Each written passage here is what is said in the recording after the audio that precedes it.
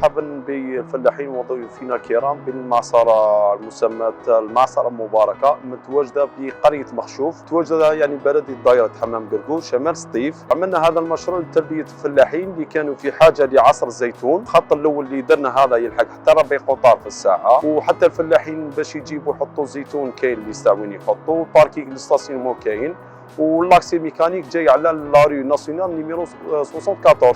ومتواجد عندنا زيت الزيتون الاكسترا فيرج وفيرج ولونبونت. ومرحبا بضيوفنا الكرام في اي وقت، يعني 24 ساعه ل 24 ساعه. جيت كمواطن من بلديه خليل ولايه برج بوراريج، جيت نعصر الزيتون في قريه واد السبت. جينا العام اللي فات حصلنا على زيت جيد، جينا هذا العام نزيدو نعصروا.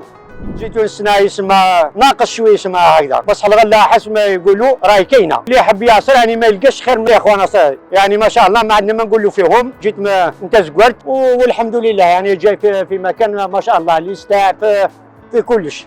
مرحبا بكم عند معصرة إخوان ناصري. المشروع بديناه جديد هنايا ومكسب المنطقة، رانا قدام في الميدان مدة 20 سنة. زدنا هذا فرع هذا تاع جديد باش الفلاحين نسهلوا عليهم بيكون العصر اللي ليه. ونرحبوا بكم عندنا في المعصرة وشكرا.